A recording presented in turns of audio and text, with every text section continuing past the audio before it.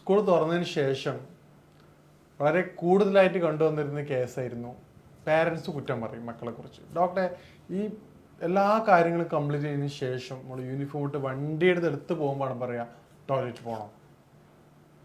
അപ്പോൾ അതുകൊണ്ട് ഭയങ്കര ബുദ്ധിമുട്ടാണ് ഡോക്ടർ എന്ന് പറയും. അപ്പോൾ അവരോട് ചോദിച്ചു, സ്കൂൾ തുറക്കുന്നതിന് മുമ്പ് ഈ പ്രയാസം ഉണ്ടായിരുന്നോ? ഉണ്ടായിരുന്നില്ല ഡോക്ടർ. എന്താണ് എൻ്റെ കാരണം എന്താണെന്ന് അറിയാം ഡോക്ടർ, ഇപ്പം ഭയങ്കര ബുദ്ധിമുട്ടാണെന്നോ. അപ്പം അതെന്തുകൊണ്ടാണെന്നുള്ളത് ഇത് കുട്ടികളിൽ മാത്രമല്ല, ഇത് കോമൺ ആയിട്ട് കണ്ടുവരുന്നതും പരാതി പറയുന്നതും കുട്ടികളാകുന്നതുകൊണ്ടാണ് നമുക്ക് മനസ്സിലാവുന്നത്. ഇതേ പ്രശ്നം സ്ത്രീകൾക്കും പുരുഷന്മാർക്കും ഉണ്ട്. അതിൻ്റെ കാരണം വ്യത്യസ്തമാണ്.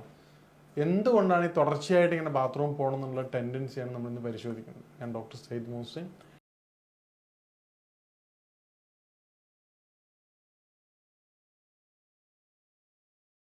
നേരത്തെ പറഞ്ഞതിൻ്റെ ഏറ്റവും പ്രധാനപ്പെട്ട ഒരു കാരണം, കുട്ടികളിൽ കണ്ടുവരുന്ന കാര്യം അഥവാ വയറിനുണ്ടാകുന്ന ഗ്യാസ്ട്രിക് ബുദ്ധിമുട്ടാണ്. ഉദാഹരണത്തിന്, കുട്ടികൾ ഉറങ്ങി, പണ്ട് കാലത്തൊക്കെ കുട്ടികൾ നേരത്തെ ഉറങ്ങി നേരത്തെ എഴുന്നേൽക്കുന്ന കുട്ടികളായിരുന്നു. ഇന്ന് കുട്ടികളെ മിക്കവാറും വിളിക്കുക സ്കൂൾ ബസ്സിന് മുമ്പ് ഒരു ഹാഫ് ആൻ അവർ 1 hour മുമ്പാണ്. ആ സമയത്ത് കുട്ടിക്ക് കൃത്യമായിട്ട് ഭക്ഷണം കഴിക്കാൻ പറ്റില്ല. ഭക്ഷണം കഴിക്കാത്ത കുട്ടിക്ക് എന്തെങ്കിലും മോഷനും മൂവ്മെൻറ്റ്സും ഒന്നും ഉണ്ടാവില്ല. പിന്നീട് കുറച്ചൊരു ആക്ടിവിറ്റീസൊക്കെ വരുമ്പോഴാണ് ഈ ഒരു ബാത്റൂം പോകാനുള്ള ഒരു ടെൻഡൻസി തന്നെ വരിക. വെള്ളമൊക്കെ കുടിച്ചില്ല, കുറച്ച് പ്രഷറിൽ ചായയൊക്കെ കുടിച്ചതിന് ശേഷം. അത് മിക്കവാറും 1 hour 1.5 hour ഉണ്ടാവുക. ആ സമയത്താണ് കുട്ടി എന്ത് ചെയ്യുക, നേരെ ഈ പാരൻസിനോട് ഞാൻ പറഞ്ഞു, നിങ്ങൾ എന്ത് ചെയ്യുക, കുട്ടിയെ ഒരു 2 hours മുമ്പ് വിളിക്കുക. പിന്നെ നെക്സ്റ്റ് ടൈം വരുമ്പോൾ ഡോക്ടറെ ഇപ്പോൾ പ്രശ്നമൊന്നുമില്ല, കാരണം എന്താ, യൂണിഫോം ഇടുന്നതിന് മുമ്പ് തന്നെ ഒരു 1.5 മണിക്കൂർ കഴിയുമ്പോൾ എന്ത് ചെയ്യുന്നത്, കുട്ടിക്ക് ടെൻഡൻസി ഉണ്ട്. അതും പ്രോപ്പറായിട്ടില്ല, എന്നാലും സമാധാനമാണ്, പണ്ടത്തെ പ്രശ്നമില്ല. കാരണം ആ സമയത്ത് നമ്മൾ ബ്രേക്ക്ഫാസ്റ്റ് കൃത്യമായിട്ട് കൊടുക്കുകയാണെങ്കിൽ ഈ ഒരു പ്രയാസം നല്ല ചേഞ്ചസ് കണ്ടുവരാറുണ്ട്. ഇനി കുട്ടികളിലേക്ക് മാറി അത് മുതിർന്നവരിലേക്ക് വരികയാണെങ്കിൽ ഇതിൻ്റെ ഏറ്റവും പ്രധാനപ്പെട്ട വില്ലൻ കഫത്തിൻ്റെ ബുദ്ധിമുട്ട്. ഇത് കുട്ടികളും കഫത്തിൻ്റെ ബുദ്ധിമുട്ട് ഉണ്ടാവാറുണ്ട്. കഫത്തിൻ്റെ ബുദ്ധിമുട്ട് ഉണ്ടാകുമ്പോൾ ഇൻഡൈജഷൻ ഉണ്ടാവും, ശരീരത്തിലെ ദഹന പ്രക്രിയ കുറഞ്ഞു വരുന്നുണ്ട്. ഈ ദഹന പ്രക്രിയ കുറയുമ്പോൾ എന്താ സംഭവിക്കുക, നമ്മൾ ഫുഡ് കഴിച്ച സമയത്താണ് നമുക്ക് നോർമൽ മോഷൻ നടക്കില്ല. എന്താ, മലം സ്വാഭാവികമായിട്ടും ഹാർഡായ മലം നോർമലായിട്ടുള്ള ഇൻഡസ്ട്രിയിൽ പാസ് ചെയ്ത് നടക്കില്ല. അപ്പം ഭക്ഷണം കഴിച്ച് അതിൻ്റെ പ്രഷർ കൊണ്ടാണ് പിന്നീട് പോവുക. അതും വളരെ കുറച്ച് മാത്രമേ പോകുള്ളൂ, പിന്നീട് നല്ല ബുദ്ധിമുട്ടായിരിക്കും. ഇതേ കേസാണ് പൈൽസിനുണ്ടാവുക. പൈൽസിനുള്ള സമയത്തും ഇതേ മൂലക്കൊരു ഇതേ അവസ്ഥയാണ് ഉണ്ടാവുക. അപ്പോൾ ഈ 3 കാരണങ്ങളാണ് ഏറ്റവും പ്രധാനപ്പെട്ട കാരണങ്ങൾ. ഇത് ശ്രദ്ധിച്ചിട്ടില്ലെങ്കിൽ എന്താ സംഭവിക്കുക എന്നുള്ളത്, ഈ 3 കാരണങ്ങളാണ് ഏറ്റവും പ്രധാനപ്പെട്ടത്. ഇതിൻ്റെ കാരണങ്ങളും അവരുടെ ഓരോ അവസ്ഥകളും വ്യത്യസ്തമാണ്. നമ്മൾ ആദ്യം മനസ്സിലാക്കേണ്ടത് കുട്ടികളുടെ കാര്യങ്ങളിൽ ഏറ്റവും പ്രധാനപ്പെട്ട കാരണം ഇന്നത്തെ സ്നാക്സ് ആയിട്ട് കൊടുക്കുന്ന ബേക്കറി ഐറ്റംസ് ആണ്. കാരണം ബേക്കറി ഐറ്റംസിൽ എന്താണ്, ഫൈബർ കണ്ടന്റ് വളരെ കുറവാണ്. നമ്മുടെ ലൈഫ് സ്റ്റൈൽ തന്നെ ടോട്ടലി ചേഞ്ച് ആണ്. ഫൈബർ വളരെ കുറവാണ്, വെജിറ്റബിൾസ് കുറവാണ്. കുട്ടികൾ എത്രത്തോളമാണ് വെജിറ്റബിൾസ് കഴിക്കുക, ഫ്രൂട്ട്സ് എത്രയാണ് കഴിക്കുക, പിന്നീട് പ്രയോറിറ്റി എന്താണ് കൊടുക്കുക, ജങ്ക് ഫുഡിനാണ് കൊടുക്കുക. ജങ്ക് ഫുഡ് എടുക്കുന്നതോട് കൂടി തന്നെ ഹൈ പ്രോട്ടീൻ വളരെ കുറയുകയും ഹൈ കലോറി ഫുഡ് ഇൻടേക്ക്. ഇപ്പോൾ തന്നെ CBSE 3 വർഷം മുമ്പ് CBSE അവരുടെ ക്യാൻറ്റീനുകളിൽ ജങ്ക് ഫുഡ് പൂർണ്ണമായിട്ട് നിരോധിച്ചു ഓൾ ഓവർ ഇന്ത്യയിൽ. കാരണം എന്താണ്, പുതിയ റിസർച്ച് ആൻഡ് സ്റ്റഡീസ് പ്രകാരം ഒബേസിറ്റി കൂടാണ് കുട്ടികൾക്ക്. അതായത് ബസ്സിൽ വരികയും ക്യാൻറ്റീനിൽ ഇറങ്ങുകയും പിന്നീട് വളരെ ആക്ടിവിറ്റീസ് കുറവായിട്ടുള്ള കുട്ടികൾ നല്ല ഹൈ കലോറി ഫുഡ് കഴിക്കുകയും ചെയ്യാണ്. ഒബേസിറ്റി വളരെ കൂടുകയാണ്. വേൾഡ് ഹെൽത്ത് ഓർഗനൈസേഷൻ അനുസരിച്ചും അതുപോലെ തന്നെ ഒബേസിറ്റി റിസർച്ച് ഫൗണ്ടേഷൻ ഫെഡറേഷൻ ഉണ്ട്. അവരുടെ കണക്ക് പ്രകാരം ഏകദേശം 120ഓളം കോടി കുട്ടികൾക്ക് ഈ പറഞ്ഞ ഒബേസിറ്റി പ്രശ്നം കണ്ടുവരുന്നുണ്ട്. ഈ ഒബേസിറ്റി വരുമ്പോൾ എന്താ സംഭവിക്കുക, അതിൻ്റെ സെക്കൻഡ് സ്റ്റെപ്പ് ആയിട്ടുള്ള ഡയബറ്റിക്കിലേക്ക് കിടക്കുകയാണ്. അഡൽറ്റിൽ തന്നെ ഡയബറ്റിക് സ്റ്റേജ് മാറുകയാണ്. നമ്മളെ കുട്ടികളോട് ചെയ്യുന്ന ദ്രോഹമാണ്. നമ്മൾ ആ ഒരു സമയത്ത് അതിൻ്റെ ബുദ്ധിമുട്ടോ പ്രയാസങ്ങളോ അറിയില്ല. ഇന്ന് കാലത്ത് തന്നെ വളരെ പെട്ടെന്നുള്ള ഡയബറ്റിക് മാറുന്ന എന്താണ് കാരണം, ചൈൽഡ് സമയത്ത് ഈ പറഞ്ഞ ബേക്കറി ഐറ്റംസ് കൂടുതലായിട്ട് കൊടുക്കുന്നതുകൊണ്ടാണ്. അതിന് പകരമായിക്കൊണ്ട് സ്നാക്സ് ആയിട്ട് നിങ്ങൾക്ക് കൊടുക്കാൻ പറ്റുന്ന എന്താണ്, ഹെൽത്തി ആയിട്ടുള്ള സാധനം കൊടുക്കാം, വീട്ടിലുണ്ടാക്കിയുള്ള സാധനങ്ങൾ കൊടുക്കാം, ടേസ്റ്റ് ആയിട്ടുള്ള സാധനങ്ങൾ കൊടുക്കാം. ഇനിയിപ്പോൾ അതിനൊന്നും സമയമില്ലാത്ത പാരൻസ് ആണെങ്കിൽ എന്ത് ചെയ്യാൻ പറ്റും, ഡ്രൈ ഫ്രൂട്ട്സ് കൊടുക്കാം.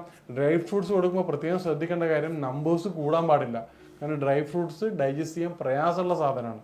അപ്പോൾ അതിൻ്റെ കൂടെ തന്നെ നിങ്ങൾ ഫിഗ് കൊടുക്കുകയാണെങ്കിൽ, അത്തിപ്പഴം കൊടുക്കുകയാണെങ്കിൽ, അത്തിപ്പഴം കുറച്ച് ടേസ്റ്റ് ബുദ്ധിമുട്ടാണ്, പക്ഷേ തേനിലൊക്കെ ഇട്ട് കൊടുക്കുന്ന കുട്ടികൾക്ക് ടേസ്റ്റാണ്. കഴിച്ച് കഴിഞ്ഞാൽ പിന്നീട് ടേസ്റ്റ് ഇഷ്ടപ്പെടും. അത് പീസ് കൊടുക്കുക. അതുപോലെ തന്നെ ഈ നമ്പേഴ്സ് വെച്ച് കൊടുക്കുക. ഇപ്പോൾ 3 അത്തിപ്പഴം 3 ആൽമണ്ട് കൊടുക്കുക, ബദാം കൊടുക്കുക, അതോടൊപ്പം തന്നെ ഒരു അത്തിപ്പഴം കൊടുക്കുക, ഒരു 3 പിസ്ത കൊടുക്കുക. അത് തന്നെ സ്നാക്സിന് ധാരാളമാണ്, ഹെൽത്തിയാണ്. അത് ഉണ്ടാക്കേണ്ട ഹെൽത്ത് ബെനിഫിറ്റ് ഒരുപാടാണ്. അപ്പോൾ ഈ രൂപത്തിൽ നമ്മൾ ചെയ്യുകയാണെങ്കിൽ അത് ഡൈജസ്റ്റിനെ വളരെയധികം സഹായിക്കും. ഇനി ഫ്രൂട്ട്സ് കൊണ്ടുപോകാൻ പറ്റുന്ന കുട്ടികൾ അനാറ് കൊടുത്തു നോക്കാം. വീട്ടിൽ നിന്ന് മോർണിംഗ് കുട്ടികൾക്ക് അനാറ് കൊടുക്കാം. അനാറ് നല്ല ടേസ്റ്റാണ്. കുട്ടികൾ എൻജോയ് ചെയ്ത് കഴിക്കുകയാണെങ്കിൽ വളരെ ഹെൽത്ത് ബെനിഫിറ്റ് ആണ്. ഇപ്പോൾ കോൺഫ്ലാക്ക് കാര്യങ്ങളാണ് മോർണിംഗ് കൊടുക്കുന്നതെങ്കിൽ അതിൽ ആഡ് ചെയ്ത് വളരെ സിമ്പിളായിട്ട് കൊടുക്കാൻ പറ്റുന്ന സാധനം എന്ത്? അനാറ്. അതവരെ ലിവറിൻ്റെയും ഡൈജഷനെയും വളരെയധികം ഹെൽപ്പ് ചെയ്യും.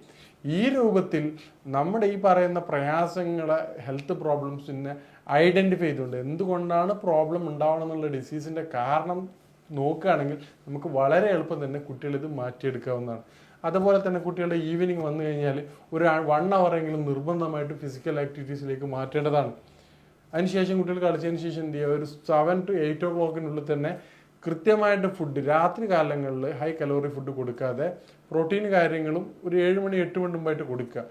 അതിനുശേഷം നേരത്തെ ഉറക്കുകയും നേരത്തെ എഴുന്നേൽക്കുകയും ചെയ്യുകയാണെങ്കിൽ കുട്ടികളിൽ ഒരുവിധം ഈ ബുദ്ധിമുട്ടും പ്രയാസങ്ങളും പൂർണ്ണമായിട്ടും നമുക്ക് മാറ്റിയെടുക്കാവുന്നതാണ്.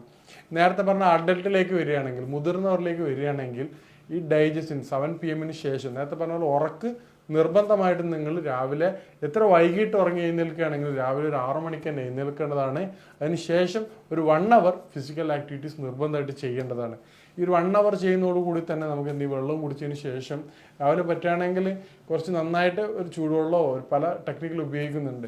വെള്ളം വാട്ടർ തെറാപ്പി കഴിയുമ്പോൾ തന്നെ വ്യത്യസ്തമായ രൂപത്തിൽ വെള്ളം ഉപയോഗിച്ചുകൊണ്ട് തന്നെ കൃത്യമായ മോശം വരുന്ന പല പല ടെക്നിക്കുകളും ഉണ്ട്. അല്ലെങ്കിൽ ഫിസിക്കൽ ആക്ടിവിറ്റീസ് ചെയ്യുകയാണെങ്കിൽ എന്ത് ചെയ്യും, ഒരു മോർണിംഗ് ബ്രേക്ക്ഫാസ്റ്റിന് മുമ്പ് തന്നെ കൃത്യമായ ശോധന ഉറപ്പുവരുത്താൻ സഹായിക്കും. ഈ രൂപത്തിൽ നിങ്ങൾ ട്രൈ ചെയ്ത് കഴിഞ്ഞാൽ നിങ്ങൾക്ക് 2 week കൊണ്ട് തന്നെ വിത്തിൻ 1 month അല്ലെ 2 weeks കൊണ്ട് തന്നെ ചേഞ്ചസ് മനസ്സിലാവും. അതോടൊപ്പം തന്നെ നമ്മൾ കഴിക്കുന്ന ഭക്ഷണത്തിൻ്റെ ക്വാളിറ്റി നിർബന്ധമായിട്ട് നിങ്ങൾ ഐഡൻറ്റിഫൈ ചെയ്യേണ്ടതാണ്. രാത്രി ഹെവി ആയിട്ടുള്ള ഫുഡ് കഴിക്കാതിരിക്കുക.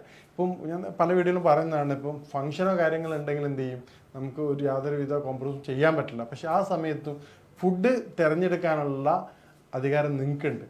നിങ്ങൾക്ക് എന്ത് ചെയ്യാൻ പറ്റും, ഫുഡിൻ്റെ ക്വാണ്ടിറ്റി കുറച്ചുകൊണ്ട് സലാഡ് ഐറ്റംസ് കൂടുതലായിട്ട് ഉൾപ്പെടുത്തുക. ഫുഡ് പ്ലേറ്റ് പോലെ അത് കൂടുതലായിട്ട് ചെയ്യും. അതിനുശേഷം നിങ്ങൾ എന്ത് ഫുഡ് കഴിച്ചാലാണ്, അല്ലെങ്കിൽ എന്ത് ഡ്രൈ ഫ്രൂട്ട്സ് കഴിച്ചാലാണ് മോഷൻ എളുപ്പമാക്കുക എന്നുള്ള ആ തരത്തിൽപ്പെട്ട സാധനം എന്ത് ചെയ്യുക, അത് കൂടുതലായിട്ട് കഴിക്കുക. അപ്പോൾ കൃത്യമായ ശോധന മോഷൻ നിങ്ങൾക്ക് മോർണിംഗിൽ ഉണ്ടാവും. അതുപോലെ തന്നെ ഇമ്പോർട്ടൻ്റ് ആണ് water intake. Per body weight നമ്മൾ നോർമലി പറയാറുള്ളത് 20 kg ബോഡി വെയിറ്റ് ഉള്ള ഒരു വ്യക്തി നിർബന്ധമായിട്ടും 1 liter വെള്ളം നിർബന്ധമായിട്ട് കുടിക്കേണ്ടതാണ്. കുട്ടികൾ നമ്മൾ കാര്യം ശ്രദ്ധിക്കണം, സ്കൂളിൽ കൊടുക്കുന്ന ബോട്ടിൽ അതുപോലെ തിരിച്ചു വരുന്നുണ്ടോയെന്നോ സ്കൂളിൽ നിന്ന് കുടിക്കുന്നുണ്ടോ എന്നുള്ള കാര്യം നിർബന്ധമായിട്ട് ശ്രദ്ധിക്കേണ്ടതാണ്. പേഴ്സണലായിട്ട് നമ്മൾ സ്ത്രീകളായാലും പുരുഷന്മാരും ഏറ്റവും കൂടുതൽ സ്കിപ്പ് ചെയ്യുന്ന ഒരു സാധനമാണ് എന്ത്, വെള്ളം കുടി എന്നുള്ളതാണ്. കാരണം എന്താണ്, നമ്മൾ കാൽക്കുലേറ്റ് ചെയ്ത് നോക്കും, ഒരു ദിവസം ഞാൻ എത്ര വെള്ളം കുടിച്ചു എന്നുള്ളത് കാൽക്കുലേറ്റ് ചെയ്ത്, ജ്യൂസായിട്ടും ചായ ആയിട്ടല്ല, അത് നോർമലി എല്ലാ സമയങ്ങളിലും കുടിക്കാറില്ല. പക്ഷേ ഞാൻ ഒരു ബോഡി വെയിറ്റിനനുസരിച്ച് 1 liter കുടിച്ചോ നോക്കുക. നേരത്തെ പറഞ്ഞ പോലെ ജ്യൂസും ചായയൊക്കെ ഈ പറഞ്ഞ നമ്മുടെ ബോഡി വെയിറ്റിൽ കൺസിഡർ ചെയ്യാവുന്നതാണ്.